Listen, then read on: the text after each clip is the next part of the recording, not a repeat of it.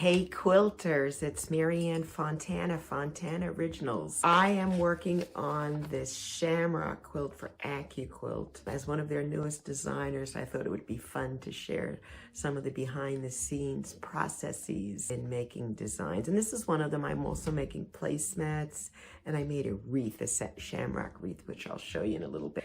I just wanted to show you, it's a really cute die, and it cuts at about 5.5 inches, 5.5 inches, and I'm actually doing a blanket stitch. One of the challenges as a designer when they send us the appliques, the embroidery downloads are not yet available, so I'm sewing it on my sewing machine, and I just thought I would share with you how I did in making the shamrocks is after I fused the fusible to the back of the fabric, I folded the fabric in half so that every time I cut, I'd get a left and a right. So I've actually got half of them this way and half facing the other way.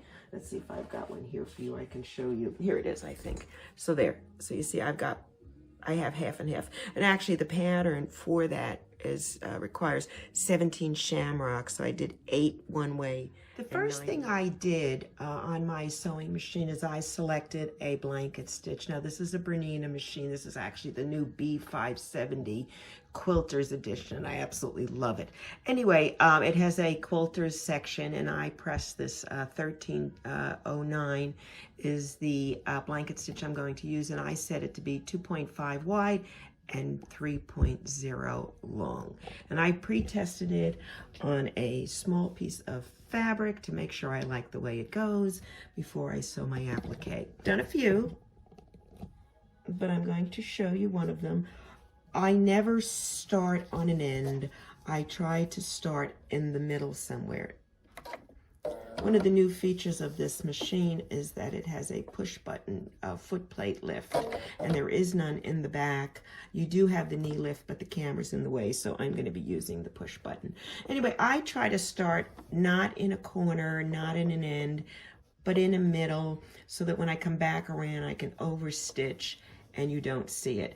I've used a clear foot. Let's see if we can get closer. Okay, so the first thing I do is I will put my foot down. Oh, I guess I just put it up. Okay, and I will press my foot pedal and let it get started. Now it'll start, and you should only sew as fast as you can turn the fabric. Now if you look, I am turning it ever so slowly every time it stitches. Now as you get better and more confident, you can speed up. But you have to be careful to know when to stop. And I look at the way the stitches are put together and then determine, you know, at what point I want to turn it. So then I can lift my presser foot, turn it, and line myself up to do the next curve. So I'm going to pull back just a little so you can kind of see more of it, because I'm going to actually spin this as I sew. I'm going to make sure the stitches are lined up on the edge. And when it's sewing, my goal, and I don't know if you can see it, is that the needle hits the very edge of the applique and the stitches are on the fabric. So let's look. You see the way they line up? You really don't see the one that stitches this way, you just see the one that goes that way. So the goal is, and you see where my needle is exactly at the edge of the fabric. So I'm going to come back and let's spin. Now I will go slow for the first one, and then I'm going to do my normal speed. So let's, as you get better each time, now watch this. This advances at this point. You see the way the needle goes forward? That's when you want to turn. Once it's finished that, because then it goes over and you turn. And as you get used to it, you know, you can kind of keep with the machine and just follow it. You're watching the needle to make sure it just hits on the white, on the very edge of where the green is. Now I know this is going to take an end step there, and that's exactly where I want to stop. And then I will turn this. I actually got to use this. Pardon my finger. All right, and let's just put it back. Okay, now I'm gonna just kind of do it at my normal speed when I'm doing this, just so you can get a sense that this can be as fast as machine embroidery and might be more satisfying. I find it pretty cool to watch the stitches go around. So here we go.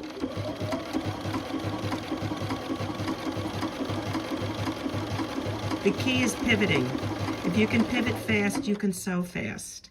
So I did the one, turn around, go back and do the next. You ready? Here I go. Now my hands, I don't know if you can see where they are, but I'm rotating as I go. Now that you've seen that, I'm going to back up the camera so you can kind of watch my hands. All right, so I'm here. Now what my goal is to keep this thing moving as I'm going around the curve. See, it's very loose. And my needle's down. I always keep my needle down so I don't lose my place. And I'm going to start here and make sure I am correct before I speed it on up. Let's make sure you got room. Okay, you can see. With my hands, I'm turning it.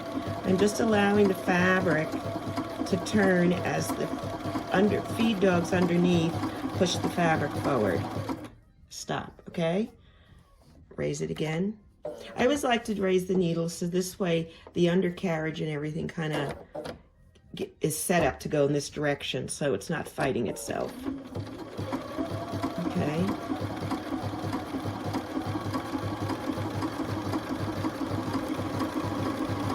On the straightaways you can go pretty quick. The key is to stop in the correct place. Needle up. And we'll do the stem. And whether you're doing a left or a right shamrock, it's all the same.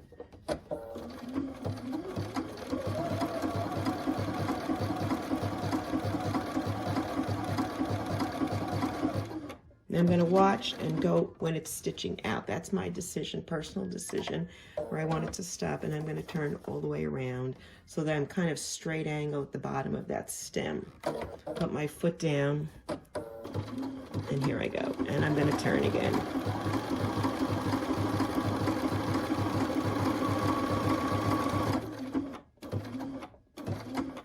Okay, needle up. Not needle up, foot up. I'm never putting the needle up. And then I'm going to finish it. This is where I started. So now what's going to happen is I can make a clean connection. And then cut it off. And there you have the shamrock, machine sewn. Just a few minutes, and I think it looks pretty good. You can see the stitching. Okay, so this is the new shamrock die. And I'll just show you the two that I've already finished and I'm working on the quilt. Okay, so here are the placemats that I designed. And then this is kind of fun. This is a door wreath. And it's just shamrocks. It's made out of felt and glitter and a bow. So that is the new shamrock die from AccuQuilt. I hope you love it as much as I do.